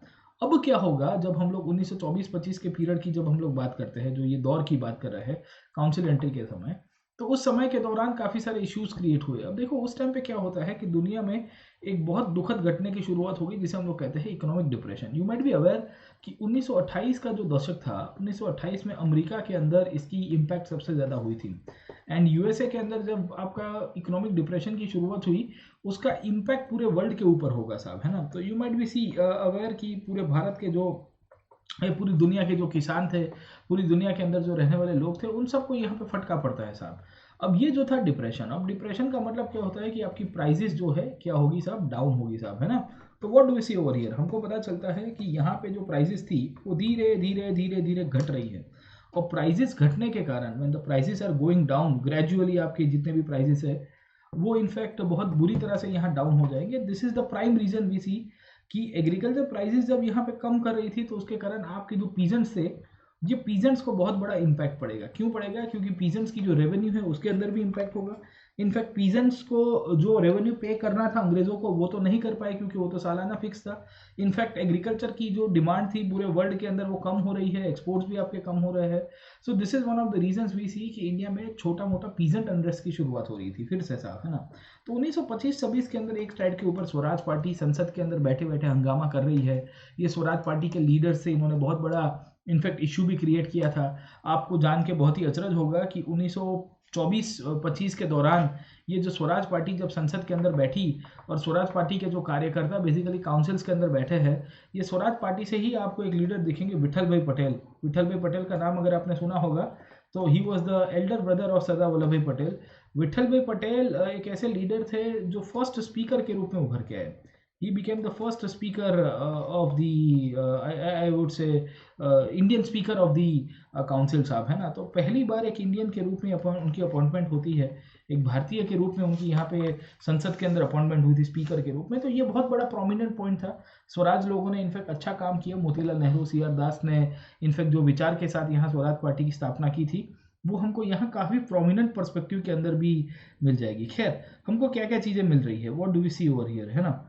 हमको पता चलता है कि यहाँ जो प्रो चेंजर्स और नो चेंजर्स का जो पूरा का पूरा इशू चल रहा है, ये प्रो चेंजर्स नो चेंजर्स के इशू के कारण ही we need to know that जो कांग्रेस है, कांग्रेस के अंदर भी अब घमासान मरेगी। अब देखो कांग्रेस के अंदर क्या है, एक तो बाहर सत्याग्रह हो रहे हैं साहब, बोरसद का सत्याग्रह हो गया, नागपुर का सत्याग्रह हो गया। दूसरा मैंने आपको बताया कि ग्लोबल रिसेशन या ग्लोबल सप्रेशन का टाइम था, ग्लोबल रिसेशन का टाइम था। तो जो वर्ल्ड रिसेशन, ग्लोबल रिसेशन जब आया, उसके कारण इंडिया के ऊपर भी इम्पैक्ट हुआ। 1926-27 का जो पीरियड है, 1926 ऑनवर्ड से जो पीरियड है और 1927 तक का पीरियड है, इस पीरियड के दौरान काफ़ी बड़ा कॉन्फ्लिक्ट का पीरियड चलेगा साहब, ठीक है। एक कॉन्फ्लिक्ट चल रहा था इंग्लैंड के अंदर, क्योंकि इंग्लैंड के अंदर बेसिकली जो पॉलिटिकल मूवमेंट है, ये पॉलिटिकल मूवमेंट के अंदर बहुत बड़ा इशू हुआ। होता यह है कि उनकी जो सरकार है, वो सरकार में पावर ट्रांजिशन होने की शक्यता थी। अभी तक है ना, इंग्लैंड में सबसे ज़्यादा बहुत बड़ी पॉलिटिकल पार्टी कोई थी तो वो थी आपकी कंजर्वेटिव्स की पार्टी, है ना। तो जो ऑर्थोडॉक्स विचारधारा रखते हैं वो लोग साहब, ठीक है। ये गवर्नमेंट के अंदर अब हो सकता है कि भविष्य के अंदर, फ्यूचर के अंदर लेबर पार्टी की सरकार भी आ सकती है। लेबर पार्टी का मतलब बेसिकली मजदूरों की पार्टी है, ऐसा कह सकते हैं साहब, ठीक है। तो ये जो कंजर्वेटिव लोग थे, इनका मानना था कि अगर लेबर पार्टी पावर के ऊपर आ गई तो भारत के लिए पूरा मैटर बिगाड़ सकती है। तो अंग्रेजों ने क्या किया कि साहब इंडिया को लेके फ्यूचर के अंदर कुछ भी पॉलिटिकल रिफॉर्म्स हो तो लेबर पार्टी ना करे, हम ही कुछ तूफानी करके जाते हैं। इसके आधार के ऊपर इन्होंने 1927-28 तक आते आते जॉन साइमन की अध्यक्षता में कमीशन भेजा, और इसी को ही हम लोग क्या कहेंगे, दी साइमन कमीशन, है ना। तो आपने ये सब ने किताबों के अंदर पढ़ा होगा साहब, साइमन कमीशन के बारे में, यू माइट हैव लर्न, आपने इसके बारे में पढ़ा भी होगा कि साइमन कौन था साहब, और साइमन बेसिकली क्यों इंडिया आता होता है। अब देखो साइमन कमीशन का ओरिजिन कहाँ से हुआ, ये बंदा इंग्लैंड से क्यों भेजा गया था, उसके पीछे का कारण क्या था, उसको भी थोड़ा बहुत समझा देता हूँ, ठीक है ना। साइमन के पीछे का कारण, या साइमन के भारत के अंदर आगमन का कारण मुख्यत्व अगर आप समझो तो वो ये था कि गवर्नमेंट ऑफ इंडिया एक्ट 1919 करके कानून पास किया गया था 10 साल पहले। You might be aware, government of India act 1919, मैंने आपको शायद पिछले क्लास के अंदर बताया भी था कि इसी को ही मॉन्टफोर्ड रिफॉर्म्स के रूप में भी पहचानते हैं, है ना। याद आया कि नहीं है आपको, ठीक है ना। तो 1919 के अंदर गवर्नमेंट ऑफ इंडिया एक्ट 1919 पास हुआ, इसी को ही हम लोग मॉन्टफोर्ड रिफॉर्म्स के रूप में भी पहचानते हैं। जब ये मॉन्टफोर्ड रिफॉर्म्स हो रहे थे, गवर्नमेंट ऑफ इंडिया एक्ट 1919 चल रहा था, ये 1919 के द्वारा उस समय पे इनफैक्ट काफ़ी सारे चर्चा हुई, काफ़ी सारे विचारणा हुए साहब, ठीक है। और उसमें इनफैक्ट इन्होंने ये लिखा था कि 10 साल के बाद, आफ्टर 10 ईयर्स, ये जो कानून व्यवस्था है गवर्नमेंट ऑफ इंडिया 1919, उसके एग्जैक्टली 10 साल के बाद, after 10 years we see that हम लोग एक कमीशन भेजेंगे इंडिया में। ब्रिटिश सरकार ने उस टाइम पे बोला था कि हम लोग भारत के अंदर एक कमीशन भेजेंगे, और इसी के बेसिस के ऊपर 1928 तक आते आते इन्होंने साइमन को भेजा था, ठीक है। अब साइमन को इंडिया में भेज तो दिया इन्होंने। अब साइमन का बेसिकली काम क्या था, साइमन का काम ये था कि बेसिकली भारत के अंदर भविष्य का संविधान कैसा होगा, उसको लेके एक पूरी ब्लूप्रिंट तैयार करना साहब, है ना। भारत में इंडियन कॉन्स्टिट्यूशन कैसा होगा, उसको लेके एक पूरी ब्लूप्रिंट तैयार करना, एक ड्राफ्ट तैयार करना, भारत के अंदर एक ऑल पार्टी मीटिंग को बेसिकली एड्रेस करना, लोगों को मिलना, उनके क्या क्या इश्यूज है, पॉलिटिकल डिमांड्स क्या क्या है, वो सब चीज़ें समझना, ठीक है। प्रॉब्लम ये हुआ कि साइमन ने जो कमीशन के रूप में पूरी की पूरी बॉडी बनाई, इसमें कोई भी इंडियंस नहीं हुआ करते थे, समझे कि नहीं समझे, है ना। तो ये जो कमीशन था, it was an all white commission. दूसरा आपको इसके अंदर से पॉइंट दिखेगा कि there were no Indians in that, है ना। तो because in the Simon commission there were no Indians, उसमें कोई भारतीय नहीं था, तो उसको लेके काफ़ी सारा प्रोटेस्ट होता है। इसमें कोई इंडियंस ना होने के कारण, because there were no Indians in the Simon commission, it created a huge protest and uproar all over the country. Bharat के अंदर लोगों ने कहा कि ये तो गलत है साहब, है ना। तो आप बेसिकली भारत का भविष्य बनाना चाहते हो, आप ये कह रहे हो कि भारत के अंदर संविधान बनाएंगे, आप ये कह रहे हो कि भारत के अंदर एक नया पॉलिटिकल सेटअप क्रिएट करेंगे, आप ये सब कुछ करवा रहे हो, पर भारत में कोई, ये जो साइमन कमीशन है इसमें कोई इंडियन नहीं होगा, ऐसा थोड़ी चलेगा साहब, ठीक है। तो इंडियंस की रिप्रेजेंटेशन तो होनी ही चाहिए, सिंपल चीज़ है साहब, ठीक है। तो साइमन के अंदर जब बोला गया, साइमन की कमीशन बनाई गई, उसमें कोई इंडियंस नहीं थे, इसके कारण पूरे भारत के लोगों ने साइमन को काला झंडा डिसाइड करना, और डिसाइड कर दिया कि साइमन को हम लोग बुरी तरह से प्रोटेस्ट करेंगे, साइमन के नाम के ऊपर काले झंडे दिखाने शुरू कर दिए, ठीक है। तो साइमन जहाँ जहाँ जाता था साहब, ठीक है, बहुत इंटरेस्टिंगली बात बता रहा हूँ, साइमन जहाँ जहाँ जाता था उसको काला झंडा दिखा दिया जाता था। He was shown black flags, है ना, उसको ऐसा काला झंडा दिखा दिया जाता था पब्लिक के द्वारा, और वहाँ पे बेसिकली नारा भी लगाया जाता था साइमन, फिर पीछे पब्लिक कहती थी गो बैक साहब, ठीक है ना। तो इस प्रकार की बातें आपको दिखेगी, ये Simon go back, Simon go back, Simon go back का आपको इशू चलता रहेगा। और साइमन गो बैक के सामने इनफैक्ट, है ना, बहुत सारा प्रोटेस्ट मूवमेंट चला। इनफैक्ट ये जो साइमन कमीशन भारत के अंदर भेजा गया था, उसका विरोध इतना सारा पूरी बुरी मात्रा में भारत के लोगों ने किया, तो उसके अगेंस्ट में ही एक रिएक्शन शुरुआत होती है। रिएक्शन का मतलब है कि भारत के लोगों ने कहा कि हम लोग को साइमन का कोई कमीशन नहीं चाहिए, हम हमारा खुद का संविधान खुद से लिखेंगे साहब, ठीक है। तो एक ऑल पार्टी मीटिंग होती है, there will be an all party meeting, and in this all party meeting इसमें आपको कांग्रेस भी दिखेगी, इसमें मुस्लिम लीग भी दिखेगी, इसमें हिंदू महासभा भी दिखेगी, इसमें लिबरल पार्टी भी दिखेगी, इसमें अदर पार्टीज भी दिखेगी, सबके सब आ जाएंगे, डिप्रेस क्लासेस के लोग भी थे। इन सब ने डिसाइड किया कि हम लोग अपना खुद का संविधान लिखेंगे। Indians are capable to write their own constitution, Indians know how to write a good constitution. खाली साइमन अकेला खुद इनफैक्ट भारत के लिए संविधान बनाएगा, ये कितनी हद तक उचित है साहब, ठीक है ना। तो ये जो ऑल पार्टी मीटिंग होती है, इसके अंदर डिसाइड किया जाता है, इसके अंदर डिस्कस किया जाता है कि मोतीलाल नेहरू, जो आपके स्वराज पार्टी के उस टाइम पे लीडर थे और लेटर ऑन फिर कांग्रेस के अंदर भी जुड़े हुए थे, ये मोतीलाल नेहरू जी है, इनकी अध्यक्षता में एक कमेटी बनाई जाएगी, और ये कमेटी के अंदर जितने भी पार्टी के लोग हैं, सदस्य है, ये सब के सब इसके अंदर जुड़ेंगे। They will be working with Motilal Nehru, and ये लोग इवेंचुअली, याद रखेगा, ये सब के सब लोग जो है, ये मोतीलाल नेहरू की जो कमेटी है, ये मोतीलाल नेहरू की कमेटी की अध्यक्षता के अंदर इन्होंने एक अपने कॉन्स्टिट्यूशन को बनाना है साहब, है ना। तो draft constitution will be made by the Indian people साहब। इसको नेहरू कमेटी के रूप में पहचानते हैं, और नेहरू कमेटी ने बेसिकली अपने ड्राफ्ट कॉन्स्टिट्यूशन का एक रिपोर्ट तैयार किया था, जिसे हम लोग कहते हैं नेहरू रिपोर्ट साहब, है ना।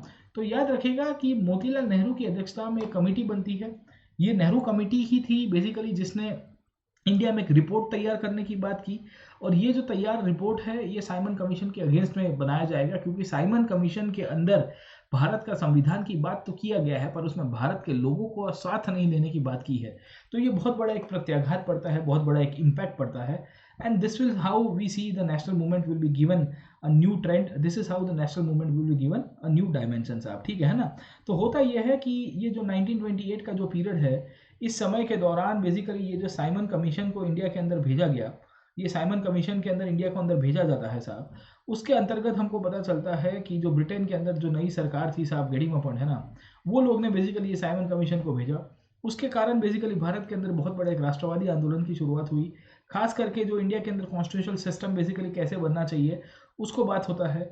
ये कमीशन के अंदर सबसे बड़ा प्रॉब्लम ये था कि इसमें कोई इंडियन नहीं था, इसमें जो भी लोग थे सबके सब कैसे थे, वो ब्रिटिश लोग ही हुआ करते थे साहब, गेटिंग माय पॉइंट। तो साइमन जब इंडिया के अंदर आता है, when Simon will be coming to India in 1928, Bharat के लोगों ने साइमन का एक ही नारा दिया और क्या बताया साहब, Simon go back. Simon go back के अंतर्गत जितनी भी पॉलिटिकल पार्टीज थी, इंक्लूडिंग कांग्रेस और मुस्लिम लीग, सब ने पार्टिसिपेट किया, और बेसिकली उसके सामने ही एक नई कमेटी बनाई गई, जिसे हम लोग कहते हैं नेहरू कमेटी। ये नेहरू कमेटी ने बेसिकली भारत के लिए अपना खुद का संविधान लिखा, जिसे हम लोग क्या कहेंगे, नेहरू रिपोर्ट। अब आप देखिए कि ये जो नेहरू रिपोर्ट, नेहरू कमेटी का जो इश्यू हुआ है, इसकी इम्पैक्ट कितनी बड़ी होती है साहब, है ना। भारत के लोगों ने पहली बार नेहरू रिपोर्ट को इनफैक्ट देखा, भारत के लोगों ने पहली बार नेहरू रिपोर्ट को समझा, भारत के लोगों ने इनफैक्ट, आप समझने की कोशिश करोगे तो भविष्य का संविधान कैसा होगा उसके बारे में पहली एक रूपरेखा तैयार होते हुए देखी। इनफैक्ट आप देखोगे तो ये जो नेहरू रिपोर्ट है, ये नेहरू रिपोर्ट के अंदर पहली बार इंडियंस ने अब डिमांड की थी कि हमको डोमिनियन स्टेटस चाहिए। क्या चाहिए साहब, डोमिनियन स्टेटस चाहिए। इनफैक्ट इसके अंदर हमने पहली बार डिमांड किया कि हम लोग अब डोमिनियन स्टेटस की मांग करेंगे। अब डोमिनियन स्टेटस क्या है, what do you mean by the term dominion status. Dominion status का मतलब क्या होता है बेसिकली कि आप कॉलोनी, और कॉलोनी से लेके आप आगे चलोगे कि एक इंडिपेंडेंट सॉवरेन स्टेट, एक इंडिपेंडेंट सॉवरेन स्टेट और कॉलोनी के बीच का जो इनफैक्ट जो पीरियड है, उसी को ही हम लोग डोमिनियन कहते हैं साहब, है ना। एक ऐसी राज्य व्यवस्था जहां आप पूरी तरह से इंडिपेंडेंट हो, एक ऐसी राज्य व्यवस्था जहां आप स्वतंत्र तो हो पूरी तरह से साहब, और एक ऐसी राज्य व्यवस्था जहां आप कॉलोनी के रूप में रह रहे हो। इन दोनों के बीच में जो ट्रांजिशन पीरियड चलता है, उसी को ही हम लोग डोमिनियन स्टेटस के रूप में पहचानते हैं साहब, गेटिंग माय पॉइंट, है ना। तो what do we find over here, हमको पता चलता है कि ये जो डोमिनियन स्टेटस का जो पूरा का पूरा पर्सपेक्टिव है, ये डोमिनियन स्टेटस का जो पूरा इनफैक्ट इशू है साहब, है ना, ये बहुत ही मैटर करता है। And this is how we come to know that ये डोमिनेंट स्टेटस के आधार के ऊपर नेहरू कमेटी ने इनफैक्ट अपना रिकमेंडेशन दिया कि हम लोग पूरी तरह से आज़ाद तो नहीं होंगे, पर बेसिकली एक डोमिनेंस के रूप में हम लोग काम करेंगे, जहां हमारे पास पॉलिटिकल ऑटोनॉमी होगी, ब्रिटेन बहुत ही मिनिमम इंटरफियरेंस करेगा साहब। ये डिमांड इन्होंने नेहरू कमेटी के अंदर रखी थी। दूसरी, नेहरू कमेटी के अंदर पहली बार इंडियंस के लिए फंडामेंटल राइट की भी बात की है। मोतीलाल नेहरू ही थे जो बेसिकली पहली बार कहते हैं कि ये कमेटी के द्वारा हमारी एक और मांग भी है कि हम भारत के लोगों के लिए क्या मांगते हैं, मूलभूत अधिकारों की मांग कर रहे हैं साहब। गेटिंग माय पॉइंट है ना। तो ये बहुत बड़ी इनफैक्ट इशू हमको यहाँ पे दिखेगा, और ये मूलभूत अधिकार की इनफैक्ट इशू जो था, ये भी एक बहुत ही प्रोमिनेंट चीज़ हमारे लिए जानी जाएगी साहब, ठीक है ना। तो फंडामेंटल राइट्स की भी बात की गई। इनफैक्ट ये नेहरू कमेटी के सामने इनफैक्ट इंडिया के अंदर इन्होंने पार्लियामेंट्री सिस्टम की भी बात की, और नेहरू कमेटी ही था जो कहता है कि भविष्य में इंडिया के अंदर हम लोग पार्लियामेंट्री सिस्टम भी लागू करवाने की मांग करेंगे। और इस तरह से एक बहुत ही बड़ा बढ़िया सा रिपोर्ट तैयार किया गया था, जिसे हम लोग नेहरू रिपोर्ट के रूप में पहचानते हैं। अब देखिए, नेहरू रिपोर्ट उस टाइम पे बना, नेहरू रिपोर्ट ने पूरे के पूरे दस्तावेज तैयार किए, और उसके बाद सरकार के सामने बोला और सरकार को कहा कि देखिए हमारी डिमांड ये है, साइमन को तुम्हें जे करना है वो करने दीजिए साहब, ठीक है। तो वी सी दैट उस टाइम पे जो वाइसरॉय था, वाइसरॉय का नाम था इरविन यहाँ पे एक प्रपोजल देता है, और इरविन कहता है कि देखो, आपने भला अपना कमेटी बनाया है, आपने भले अपना रिपोर्ट दे दिया, हम साइमन के रिपोर्ट को भी वेट करेंगे, और उसके बाद मैं भविष्य के अंदर आपको एक डोमिनेंट स्टेटस भी दूंगा फ्यूचर के अंदर, पर कब दूंगा वो कंफर्म नहीं है, मैं आपको भविष्य के अंदर दूंगा। साथों साथ इंडियंस का कॉन्स्टिट्यूशन कैसा बना, इसके लिए आपको फ्यूचर के अंदर एक राउंड टेबल कॉन्फ्रेंस भी बुलाऊंगा साहब। राउंड टेबल कॉन्फ्रेंस का मतलब क्या है कि एक बड़ा सा टेबल होगा, यहाँ एक बंदा बैठा है, यहाँ एक बंदा बैठा है, यहाँ एक बंदा बैठा हुआ है, यहाँ एक बंदा है, यहाँ एक बंदा है, यहाँ एक साहब, ठीक है ना। और इन सब के बीच में डिस्कशन होगी कि भाई भारत का संविधान कैसा होगा, भारत के संविधान को लेके क्या कर सकते हैं, भारत के संवैधानिक पर्सपेक्टिव से किस तरह से बातें आगे चलती रहती है साहब, ठीक है। पर जब इनफैक्ट आपके यहाँ पे जो वाइसरॉय था, वाइसरॉय ने जब ये प्रपोजल दिया और कांग्रेस के लीडर्स को कहा कि आप अपना आंदोलन को थमा दीजिए, आप नेहरू रिपोर्ट के लिए भी थोड़ा वेट करिए। कांग्रेस के अंदर बहुत सारे लोग थे जिनका बहुत क्लियर कट मानना था कि अब हमको डोमिनेंट स्टेटस की तरफ नहीं जाना चाहिए, हमारा एक ही गोल होना चाहिए, और वो क्या होना चाहिए साहब, पूर्ण स्वराज। गेटिंग माय पॉइंट है ना। तो वी सी दैट कांग्रेस के अंदर एक बहुत बड़ा चेंज आने की शुरुआत हुई। 1929 तक आते आते कांग्रेस के अंदर जो मॉडरेट पॉलिटिशियंस थे, जो ये चाहते थे कि हम लोग कॉन्स्टिट्यूशनल पर्सपेक्टिव से ब्रिटिशर्स के साथ डोमिनेंट स्टेटस की मांग करेंगे, इनकी भी पूरी बजनी बंद हो जाती है। 1929 के अंदर ही जवाहरलाल नेहरू की अध्यक्षता में लाहौर के अंदर एक सेशन मिलता है कांग्रेस का, और वहाँ पे डिसाइड किया गया कि हमारा गोल कौन सा होगा, पूर्ण स्वराज का गोल होगा। कांग्रेस साल में एक दफ़ा इनफैक्ट 3 दिन के लिए मिलती थी एज ऑलवेज, और इसी के अंदर इन्होंने ये प्रस्ताव पास करवाया, और साथों साथ डिसाइड भी किया कि 1930 के अंदर जो 4th संडे आएगा, 4th Sunday off the coming 1930, उसी दिन हम लोग बेसिकली अपना इंडिपेंडेंस डे मनाएंगे। वो जो दिन था वो था 26 जनवरी 1930 का, और इसी को ही बेसिकली इंडिपेंडेंस डे के रूप में सेलिब्रेट किया गया। डिसाइड किया गया कि अब हम लोग पूर्ण स्वराज से एक चीज़ भी कम नहीं लेंगे। तो कहाँ डोमिनियन स्टेटस की मांग, कहाँ इंडियंस को बेसिकली एक लॉलीपॉप चिपकाया जाता था और कहा जाता था कि आप कंप्लीटली इंडिपेंडेंस नहीं होगे पर ब्रिटिशर्स आपको डोमिनियन देंगे, वहाँ से आप देखोगे तो हम लोग कहाँ चले गए हैं, पूर्ण स्वराज की तरफ चले गए हैं। And on this conditions we see कि यहाँ पे भारत के लोग थे वो आज़ादी की शुरुआत करते हैं। गांधी जी इनफैक्ट लोगों को कहते हैं कि हम लोगों को कुछ ऐसा चीज़ें पकड़नी पड़ेगी जहां हमारा पूर्ण स्वराज का जो गोल है वो हम लोग कंप्लीट करेंगे। और कैसे कंप्लीट करेंगे, तो गांधी जी इसके लिए एक नया आंदोलन की शुरुआत करेंगे, सिविल डिसओबीडियंस गवर्नमेंट। पर ये जो सिविल डिसओबीडियंस मूवमेंट है, ये सिविल डिसओबीडियंस मूवमेंट को हम लोग आज की क्लास में नहीं पढ़ते हैं, उसको हम लोग कल के क्लास के अंदर पढ़ने की कोशिश करेंगे, समझे आप लोग, ठीक है। तो होपफुली आपको एक पूरा आइडिया समझ में आया होगा कि 1922 में जब चौरी चौरा की घटना हुई, चौरी चौरा की घटना के बाद एक बहुत बड़ा पॉलिटिकल वैक्यूम हुआ था। ये पॉलिटिकल वैक्यूम के कारण आपको स्वराज पार्टी की स्थापना की गई। ये स्वराज पार्टी ने काउंसिल्स के अंदर आंदोलन किया। उसके बाद वल्लभ भाई पटेल ने आपके यहाँ पे इनफैक्ट 2 बड़े बड़े सत्याग्रह चलाए साहब, एक तो आपका बोरसद और दूसरा नागपुर का सत्याग्रह। 1928 तक आते आते वल्लभ भाई पटेल इनफैक्ट बारडोली के अंदर भी एक बहुत बड़ा सत्याग्रह चलाएंगे।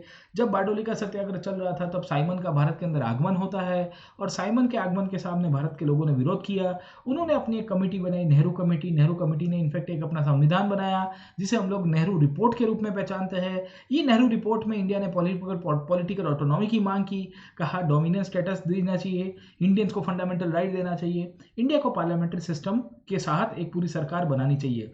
पर कांग्रेस के अंदर जो यूथ लीडर्स थे, खास करके जवाहरलाल नेहरू, सुभाष चंद्र बोस, उन्होंने कहा कि अब डोमिनेंस स्टेटस का समय खत्म हो गया है, भारत को अब पूर्ण स्वराज से 1 इंच भी इनफैक्ट चीज़ें कम नहीं मांगनी चाहिए। पूर्ण स्वराज का मतलब होता है कंप्लीट इंडिपेंडेंस। डोमिनेंस स्टेटस का मतलब होता है कि भारत एक कॉलोनी के रूप में रहेगा, पर भारत को थोड़ी बहुत ऑटोनॉमी दी जाएगी। गांधी कहते हैं कि पूर्ण स्वराज का जो गोल है वो फुलफिल करने के लिए हम लोग एक नया बेसिकली आंदोलन चलाएंगे, उसी को ही सिविल डिसोबीडियंस के रूप में पहचानते हैं। खैर, ये सिविल डिसोबीडियंस कैसे होगा, ये सिविल डिसोबीडियंस के अंदर किस तरह से आंदोलन चलाया जाएगा, उसको हम लोग आज के क्लास के अंदर नहीं देखते हैं। नेक्स्ट टाइम जब मैं आपको मिलूंगा तो I will be discussing more about the civil disobedience movement, और उसके बाद आपको आगे लेके जाऊंगा कि सिविल डिसोबीडियंस मूवमेंट के अंदर किस तरह से बातें चलती है। ठीक है, तो 1929 में याद रखेगा कि लाहौर के कांग्रेस के अंदर पूर्ण स्वराज की स्थापना हुई, और इसी के बाद बेसिकली हमको पता चलता है कि कांग्रेस जो था उसका डिमांड बदल गया। मतलब आप देखिए कि 1885 के अंदर जब कांग्रेस की स्थापना हुई थी, कांग्रेस ने रिफॉर्म्स की मांग की साहब। यही कांग्रेस बेसिकली 1905 तक आते आते या 1906 तक आते आते स्वराज की मांग कर रहा है। It is demanding the idea of Swaraj. यही कांग्रेस को जब हम लोग और आगे समझने की कोशिश करेंगे, as and when we try to understand the goal of Congress further साहब, तो 1929 तक आते आते यही कांग्रेस क्या कह रहा है, पूर्ण स्वराज साहब। गेटिंग माय पॉइंट है ना।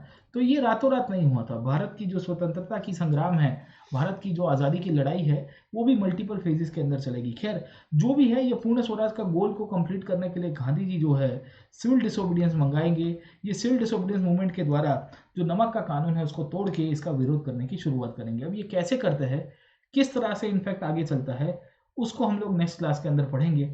आज का क्लास यहाँ पे कंक्लूड करते हैं। Please like, share and subscribe to this platform. I suggest कि अगर आप इनफैक्ट अन अकेडमी के अंदर हमारे साथ जुड़ोगे तो आपको बहुत फायदा होगा। आप ये डिस्काउंट कोड यूज कर सकते हो PN लाइव, और इससे आपको 10% ऑफ बेसिकली फीस के अंदर भी मिलेगा। साथों साथ आपको फायदा ये होगा, you'll get advantage is that आपको इनफैक्ट है ना यहाँ पे मेरे जैसे टीचर्स का आपको अप्रोच मिल पाएगा। साथों साथ आप मेरे को एप्लीकेशन के ऊपर भी कांटेक्ट कर सकते हो, आप लाइव क्लासेस के अंदर भी हमको डाउट्स पूछ सकते हो। We are available for you, and once you will on board the platform will be very much happy to you in fact teach you as well, है ना। तो आज यहाँ NCERT को ये टॉपिक को कंप्लीट करते हैं। नेक्स्ट क्लास में हम लोग नमक सत्याग्रह की शुरुआत करेंगे और वहाँ से बातों को और चीज़ों को एक आगे लेके जाएंगे। Thank you very much and keep studying. All the best.